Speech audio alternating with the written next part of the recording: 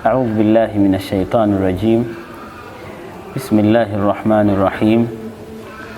الحمد لله رب العالمين، والصلاة والسلام على رسول الله صلى الله عليه وسلم، ثم الصلاة والسلام على نبينا محمد صلى الله عليه وسلم، إمام المتقين وخاتم الأنبياء والمرسلين، سيدنا وحبيبنا محمد صلى الله عليه وسلم.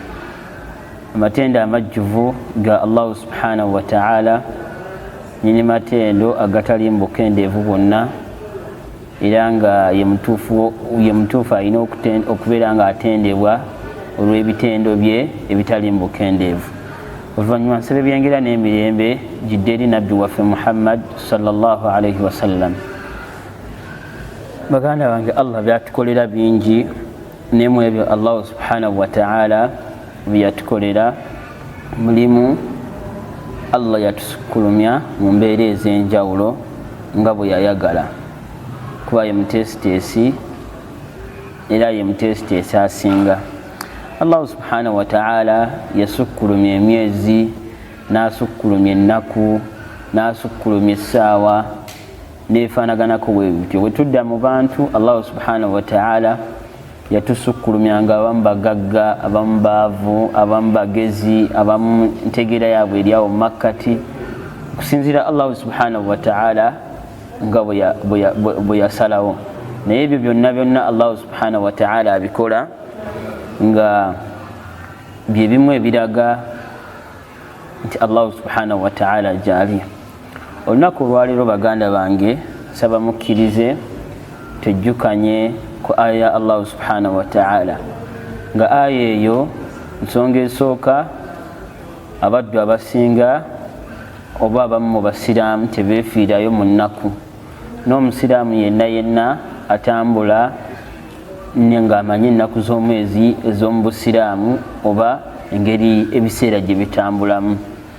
Akaseera kano tuli mu myezi egy'emizizo, ne mu myezi egyo egy'emizizo Allah subhanahu wa ta'ala yagisukkulumya. Allah subhanahu wa ta'ala nga bw'olaba twakava mu Ramadan, Allah subhanahu wa ta'ala n'asukkulumya omwezi gwa Ramadan gwonna ennaku 30 nga za nkizo eri omukkiriza, era n'atukakatako okubeera nga tugusiiba ennaku 30. Allah subhanahu wa ta'ala kyokulabirako ekirala, omwezi ogwaddakawo Shawwal n'alondamu ennaku 6 mu mwezi gwonna gwonna, ng'omuntu aba azisiibye afuna empeera z'omwaka. Nabwe kityo Shawwal bw'avaako tuba tudda ku Dhul-Qa'da ne Dhul-Hajj ne Muharram. Allah subhanahu wa ta'ala surati Tawba, Allah subhanahu wa ta'ala atugamba inna iddata ash-shuhuri 'inda Allahi 12 shahra fi kitabillah yawma khalaqa as-samawati wal ard. Allah subhanahu wa ta'ala kuva bwe yatandikawo eno ensi n'agitonda yagamba emyezi gye tulina mu busiraamu myezi 12. Allah subhanahu wa ta'ala mu myezi gyonna emyezi 12 n'alondamu emyezi 4, era nga bw'atugamba minha arba'atun hurum, mwegyo emyezi 12 mulimu emyezi 4 Allah subhanahu wa ta'ala gye yalondamu n'agifuula nga gya nkizo era nga gya mizizo. Egy'emizizo bw'agifuula egy'emizizo kitegeeza omwana Adamu yenna yenna omusiraamu oba omuddu yenna afaayo alabufana okubeera nga afuna ejjana, alina okufaayo kw'egy'emizizo oba kw'egyo emyezi egy'emizizo Allah gye yasukkulumya. Allah subhanahu wa ta'ala okugironda mu myezi gyonna kitegeeza girina ekyenkizo ku myezi egisigadde gyonna. Allah subhanahu wa ta'ala nga bwe mbagambye yagamba minha arba'atun hurum, mwegyo emyezi 4 yalondamu emyezi 12 yalondamu emyezi 4 nga gya mizizo. Allah subhanahu wa ta'ala era n'akakasa dhalika dinul qayyim. Lwaki Allah subhanahu wa ta'ala yakakasa? Kuba yasalawo ensonga byonna bye tulabanga we biri, n'ateekawo ekitonde ekisajja n'ekitonde ekikyala, byonna nga wabyagala Allah yemutesitesi. Omuddu tabeeramu ne kali ak'okubuusa naga naye lwaki yalondamu gineena, lwaki Rajabu yamuteekayo eri mu maaso n'atagigoberezeganya na gino emyezi 3 nga bwe tulaba Dhulqaada omwezi ogw'okumin'ogumu ne Dhulhajj omwezi ogw'okumin'ebiri, Muharram nga gwe gusooka nga gwe mwezi ogwokusatu gwe yalonda. Kati ate Rajabu n'amussa eri mu maaso nga wabulayo Rajabu wavaako Shaaban, Ramadhan naddako nga wabulayo nga Rajabu oba omuvuddeko oyisaawo omwezi gumu ne tuyingira Ramadhan. Kati omuddu ayinza okwebuuza lwaki Allah yaguteekera. Allah subhanahu wa ta'ala yagamba dhalika diinul qayyim. Allah subhanahu wa ta'ala yemutesitesi yakola embeera zonna ze tulaba nga bw'aba ayagadde. Allah subhanahu wa ta'ala era n'amaliza aga nti fala tazlimu fihinna anfusakum, tetweryazaamaanya oba tetwesuulirayo gwa naggamba ne tukola bye tusanze byonna byonna. Lwaki? Fala tazlimu fihinna anfusakum, tetweryazaamaanya nga tulekayo okukola emirimu emirungi, tetulyazaamaanya nga tulyazaamaanya bannaffe mu egyo emyezi egy'emizizo nga bw'olaba bannaffe abagenze e Makka okukola hijja oba umra, waliwo akaseera ke batuukamu ng'ebintu ebimu tebalina bikola. Nabwe kityo naffe abatuuse mu myezi gino nga Allah akusobosezza n'ogituukamu, kya bbeeyi era kya nkizo. Bameka Allah baatutte? Fala tazlimu fihinna anfusakum, tetugezangako kulyazaamaanya myoyo gyaffe mu egyo emyezi. Allah subhanahu wa ta'ala era mu hadithi al-Qudusi Allah subhanahu wa ta'ala atugamba nti inni, Allah subhanahu wa ta'ala nga yeyogerako, inni haramtu dhulma ala nafsi, mazima nze neziyizaako obulyazaamaanya, waja'altu bainakum muharrama, era nammwe nembeera nga nfuula obulyazaamaanya nga kiri haramu oba nga tekikkirizibwa gye muli. Omuddu ayinza okweryazaamaanya niyejjako haqqi ye oba tuyinza okiyita right ye. Omuddu ayinza okweryazaamaanya ng'akola ebyo Allah subhanahu wa ta'ala bye yamuziyiza. Omuddu ayinza okweryazaamaanya ng'alyazaamaanya munne. Allah subhanahu wa ta'ala yagamba fala tazlimu fihinna anfusakum, naddala mu myezi eneegyo temugezangako kubeera nga mweryazaamaanya. Lwaki? Ofiirwa obulungi obuli mu egyo emyezi ena. Ekirala, bw'oba okoleddemu omusango gwonna oba edhambi likubisaamu okusinga ku myezi egisigadde gyonna gyonna. Nabwe kityo fala tazlimu fihinna anfusakum, temugezangako. Allah subhanahu wa ta'ala yatuziyiza nga temugezangako kubeera nga mweryazaamaanya mu egyo emyezi ena. Nabwe kityo omuddu asobola okukoleramu emirimu emirungi n'akozesa akaseera Allah kamuwadde. Leero weetuli, enkya tetuliiwo. Mulamu yakola, omufu takola. Naye bameka Allah baatutte? Tera okubajjukiza ne bagamba baganda baffe abali mu kaburi bye basobola okubuulira oba omuddu bayinza okufunirako ekyokulabirako ekyangu. Basaba nnyo Allah naye nga tebamusaba biseera biwanvu, wabula nga amusabayo sekendi, amusabayo ddakiika, amusabayo ssaawa. Fala tazlimu fihinna anfusakum, temugezangako kubeera nga mweryazaamaanya mu egyo emyezi ena egy'emizizo.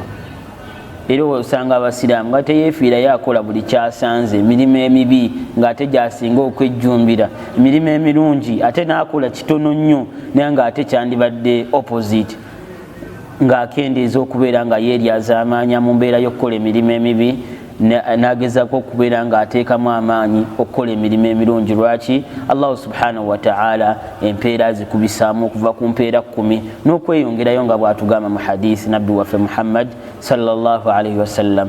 Naye tetwerabira baganda bange, inna iddata shuhuri inda Allah, mazima emyezi Allah subhanahu wa ta'ala gyalondamu myezi 12, ne mu egyo 12 n'alondamu oba n'anokolayo emyezi ena n'agifuula nga jankizo. Nabwe kityo omusiraamu yenna akakasa nti musiraamu era ng'ayagala okufuna ekusanga ebirungi mu maaso ga Allah subhanahu wa ta'ala, era ng'ayagala okusiimibwa Allah ku nsi ne ku nkomerero.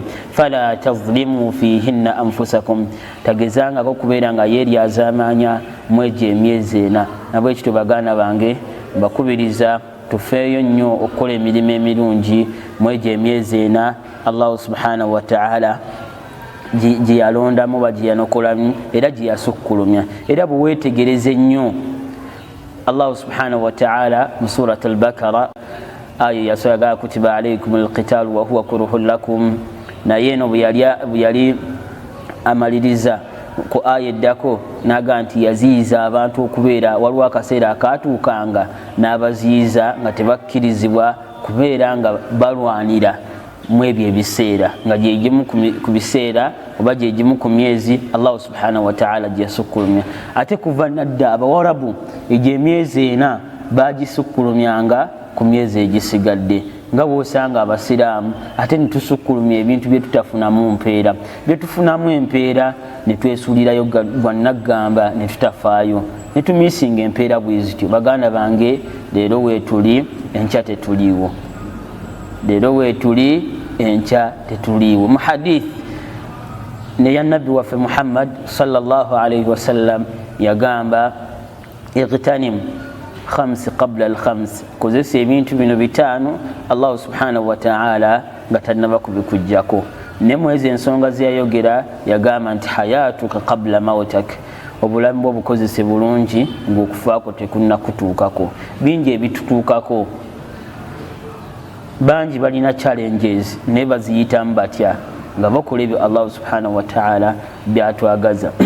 Gw'omulamu muganda wange, lwaki tolongoosa njine emyezi gy'emizizo, lwaki tokolera mirimu mirungi egy'enjawulo? Obulungi bungi bwe tulina okubeera nga tukola, naye abaddu ennaku n'emyezi tugirabanga gya bulijjo, ne tumanye Allah subhanahu wa ta'ala ayina emyezi gye yasukkulumya.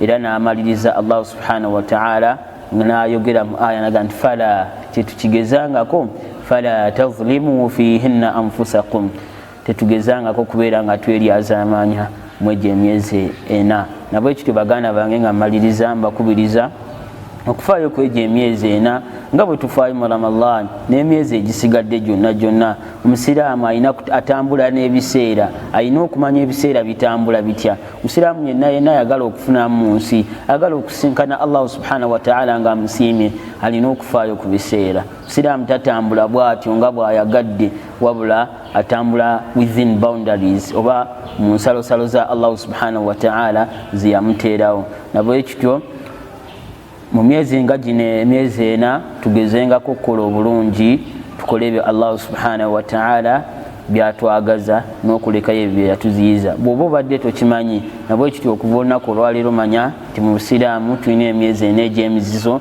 nga gwe mwezi gwa Dhulqaada, Dhulhajji. Dhulqaada guba mwezi gwa 11, Dhulhajji mwezi gwa 12, era nga baganda baffe mwe bakolera hijja. Muharram gubeera mwezi gwa kusooka, then Rajabu gubeera mwezi gwa 7. Nabwe ekityo mbakubiriza tufeeyo nnyo ku egyo emyezi, empeera